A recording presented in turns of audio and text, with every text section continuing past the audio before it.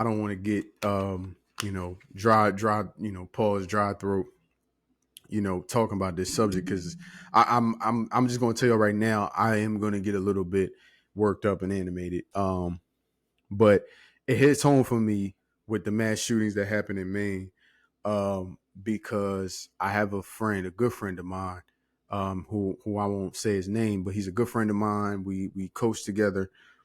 He's a resident of the state of Maine, and when I heard about this situation, he was the first person I thought of. I reached out, luckily, and thank God he's okay. There was nothing happened to him, his family, the whole bit. So that's great. So thank God for that. But what I really wanted to touch on, because I wanted to read and thoroughly read just the backstory on this whole situation. And I took some notes and I took some snippets of some um, things, and some articles online. And all these are literally from the websites. But I wanted to touch on this subject because, you know, first of all, we understand that this world isn't a safe place. It's not a safe place. It's been said for years. This world is not a safe place. There's killings every day. Somebody's dying every single day. Um, there's shootings, mass shootings every day, so on and so forth. Um, and reading up on this topic, we talked about mental health. Well, mental health is obviously and excuse me for looking down. I'm trying to make sure that I keep this article open. Mental health is a big thing. Mental health is a a huge topic of discussion in the world today, rightfully so. And I'm glad it's a topic of discussion because it's important. I went through my own mental health situations. I know that my viewers have, their families have. So it's all important. But here's why this subject and this particular event was so important that I felt like I needed to jump on here and really talk about it in depth. So if you didn't know and you didn't read up on it, or if you didn't hear about it, which you should have because it was all over the news, um, there was a mass shooting that took place in Lewiston, Maine, um, and it was a mass shooting Wednesday night.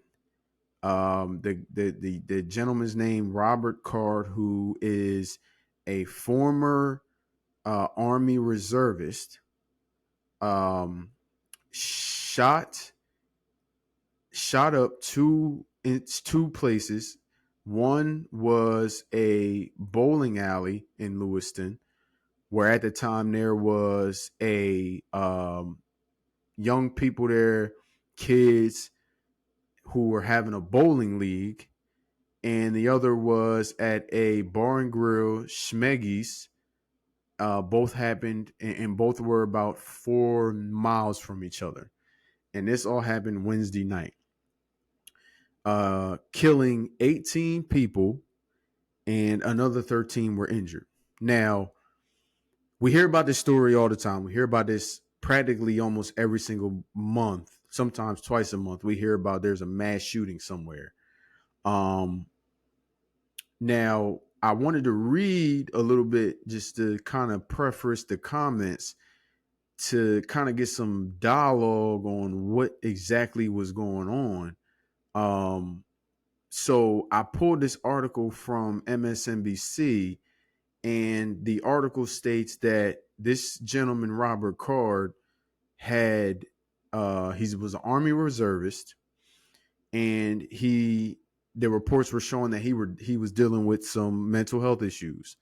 The mental health issues stemmed from, we don't know if they didn't really go into detail if it was from his previous past in the Army, or they did say that all they said was that he had been hearing voices in his head to inflict harm, that people were out to get him.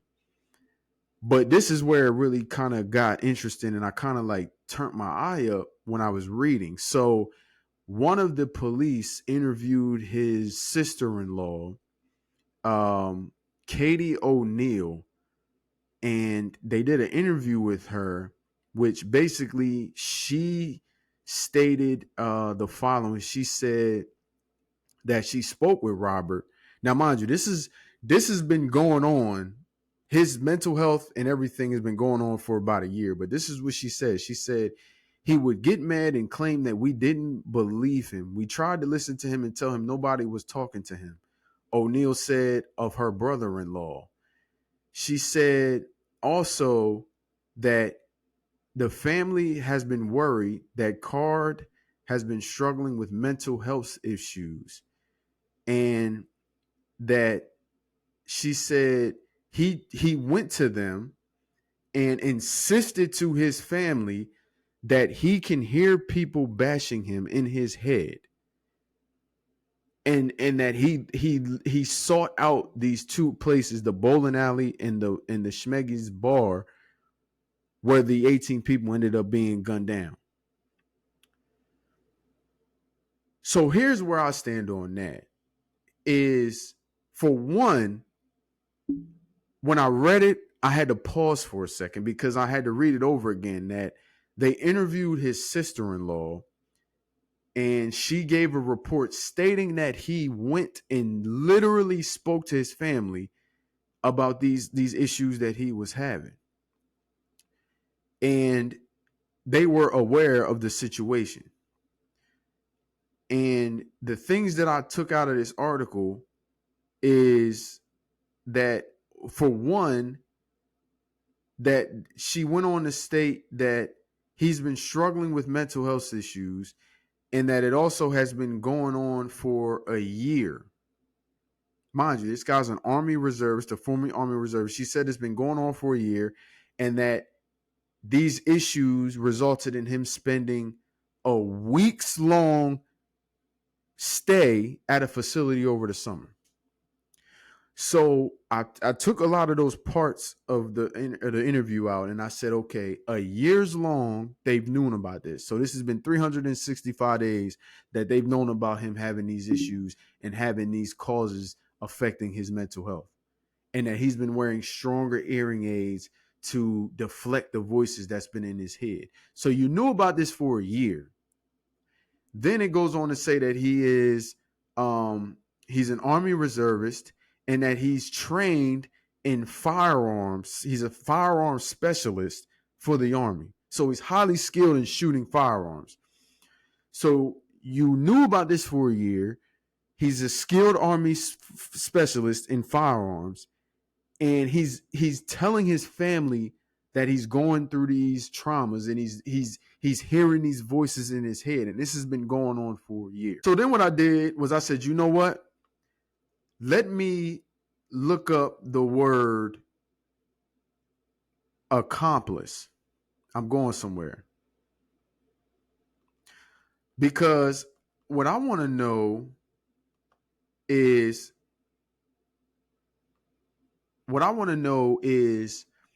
if you, and excuse me if I'm kind of bouncing around, but I'm going somewhere with this, because what I did was I looked at the definition of an accomplice, and the definition states that an accomplice is defined as a person who knowingly, voluntarily, or intentionally gives assistance to another, or in some cases fails to prevent another from the commission of a crime.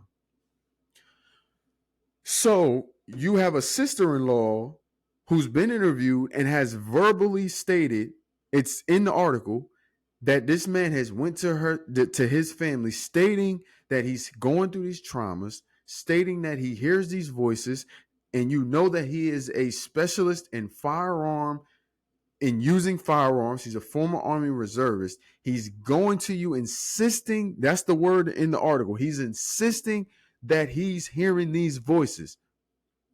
And for a year, which my math may not be math, and I know you got to count in a leap year, but a year is 65 days, 365 days. You knew about this trauma that he was having, and you didn't speak on it. Or you didn't go to the authorities and you didn't say, I think that I may have a family member that's going through these situations and I feel like he could harm himself or harm others. Is there anything that we can do? Is there any other protection? Can you go to his crib? Can you go and check on him, do some, checkups or anything? You didn't do any of that.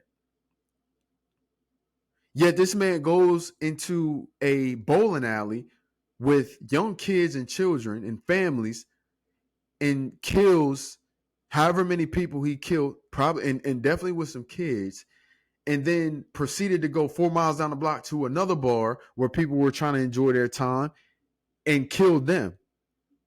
And you knew that he was going through these traumas and you didn't speak on it. So in my right mind, why should I not sit up here and say that when they catch him, because he's still at large, he's still roaming around somewhere in Maine and he will be caught? Why shouldn't I not in my right mind say that when they arrest him, they should arrest y'all too? Why shouldn't I say that? The definition of an accomplice is right there. I'm going to read it again. An accomplice is defined as a person who knowingly, voluntarily, or intentionally gives assistance to another in or of some cases fails to prevent another from the commission of a crime. You knew this man was going through this for a year. It ain't like you just found out. You knew for a year and you didn't do anything to seek him some help to prevent this from happening. You didn't go in his crib. You didn't get all the rifles and the pistols and the knives and everything you could out of his house to prevent him from doing this. You couldn't check him into a facility to make sure that he got the help he needed that was longer than just a week in the summertime. You knew this was going to happen. So guess what? Now that this is happening, not only is the blood on his hands, it's on y'all too. And y'all should pay for it. So if you're going to arrest this dude, Robert Card, you need to go and arrest the family too. Because they knew exactly what he was capable of. They knew exactly what he was going through and did nothing about it. And now the 18 people who got to mourn the loss of their loved ones have got to suffer. So guess what? I'm going to make an example out of y'all, and y'all need to suffer too. Because that doesn't make any sense. And then you go on, and then I go on to read down the line. Let me pull this up here, because honestly, this is unbelievable to me. It goes on to read that again. So this is all from the interview. He would get mad and claim that we didn't believe him. We tried to listen to him and tell him that nobody was talking about him. So you were just basically giving him the, oh man, he's just crazy. That's just a crazy family member. He don't matter. It's just Robert. He don't care. He's just crazy. And it goes on to say that she said that her family is worried because Card has been struggling with mental health issues, which resulted in a weeks-long stay at a facility, and things have gone downhill recently. And then there's this quote in here from his sister, Katie O'Neill, saying, "We know he is out there and he is a good person in his heart." O'Neill said, "After all of this, when he has time to reflect, he will be disgusted. We all want to know that we want him to know that we love him and that we can handle things as a family." So why can you handle things as a family now that 18 people are dead, but you couldn't handle family things when that man was telling y'all that he was going through this? See, this is the problem. Because too many times we look at, especially like our family members, and we giving them the, yo, he's just crazy. He just, that's just uncle whatever. And that's just auntie such and such and cousin such and such. But you don't understand what these people are really going through. And then now the blood is on your hands.